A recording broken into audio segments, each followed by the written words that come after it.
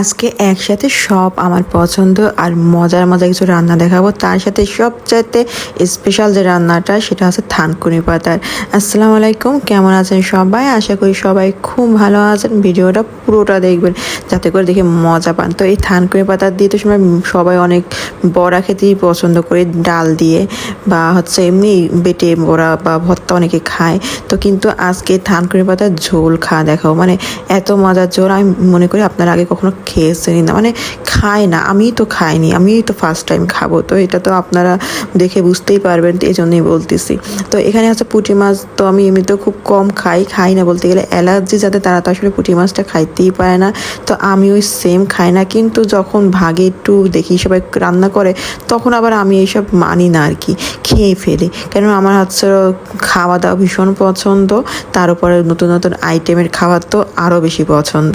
তো এখানে হচ্ছে মা সুন্দর করে পুঁটি মাছগুলো ভেজে ভেজে তুলে রাখলো। আর এখানে হচ্ছিল লাউয়ের শাক, না এটা কুমড়োর শাক, এটাও ভেজে সুন্দরভাবে মানে ভাজি হবে তার জন্য বসাই দিল। আর এখানে হচ্ছে আলু দিয়ে, কাঁচা টমেটো দিয়ে, আর এই হাতে মাখানো মশলা আর কি যা যা লাগে সব কিছু দিয়ে একটা চচ্চড়ি হবে মাছ দিয়ে। এটাও কিন্তু ছোট মাছ দিয়ে, মানে বলা যায় আজকের পুরো রান্নাটা একদম পুষ্টিগুণে ভরা।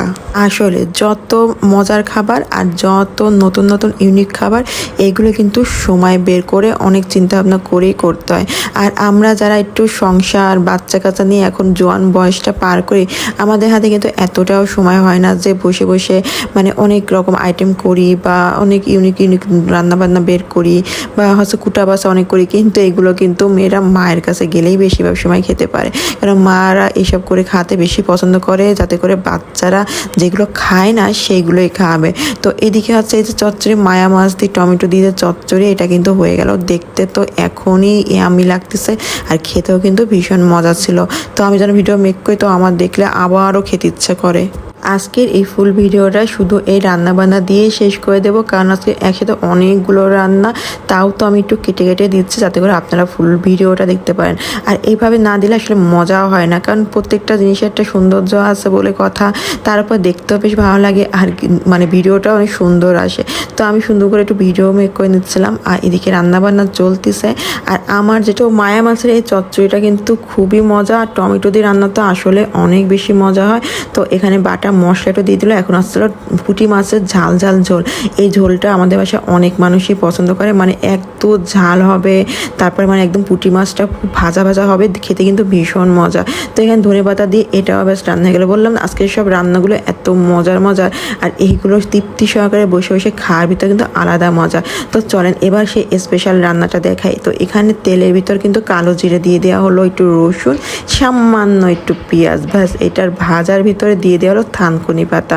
আপনারা যারা গায়ের ব্যথায়, মানে অনেক দিন ধরে গা ব্যথা হয় না, আমরা তো অনেক কাজ কামের ভিতর থাকলে, ছুটাছুটির ভিতর থাকলেও কিন্তু গায়ে ব্যথা আমাদের একটু কম বেশি সবারই জ্বর গায়ে ব্যথা থাকে। তো এই রান্নাটা একবার খাবেন, মানে বিশ্বাস করবেন ওষুধের মতো কাজ করবে, মানে ওষুধের মতো। এমনিতে তো থানকুনি পাতা অনেক গুণাগুণ আপনারা তো সবাই জানেন কম বেশি। তো আরও যদি এটা হয় ঝোল, কোনো ভাজা বা কোনো মানে ভর্তা কিচ্ছু না, এই মায়া মাছটা দিয়ে এই থানকুনি পাতার ঝোল, ব্যাস কোনো মশলা গেল না, কিচ্ছু গেল না, শুধু কালো জিরার একটা ফ্লেভার আসবে। এত মজা এত মজা। এটা যখন খাবেন না, জাস্ট ওই সাথে কিচ্ছু নেবেন না, শুধু গরম ভাতে, অল্প একটু গরম ভাতে ওই ঝোল আর পাতাগুলো নিয়ে খাবেন, মনে হবে আপনি শান্তিতে একনালা ভাত খেলেন। খুবই মজা।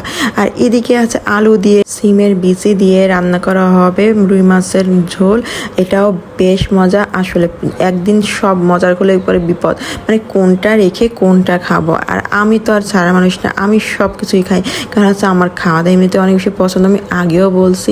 তো সিমের বিচি দিয়ে মাথার মাছ রান্না, মানে রুই মাছের মাথা দিয়ে মাছ দিয়ে রান্না হবে, এটা টমেটো দিয়ে, খুবই মজা। তো আজকে ভিডিওটা কিন্তু এই পর্যন্ত থাকতেছে, মানে ফুল রান্নাটাই আজকে দেখিয়ে দিলাম, মানে বলতে গেলে একদম রান্না। তো সব মিলায় আজকে কিন্তু রান্নাবান্নাগুলো বেশ সুন্দর হয়েছে আর সব কিছু মজা। যারা যারা এই থানকুনি পাতা দিয়ে এই রান্নাটা ট্রাই করবেন, অবশ্যই কিন্তু কমেন্ট বক্সে জানাতে ভুলবেন না। আমি জানি অনেকে দেখে শিখে তো যাবে, কিন্তু তারা কমেন্ট করবে না বা তারা জানাবে না, কারণ বড় বড় পেজ হলে উল্টো পাল্টা বলেই দিত, হ্যাঁ আপু তোমাদেরটা দেখে করছি খুব মজা আমি, কিন্তু আমাদের ছোট পেজগুলোকে কেউ এরকম সাপোর্ট করে না। তো সবাই ভালো থাকবেন, সুস্থ থাকবেন, আল্লাহ হাফেজ।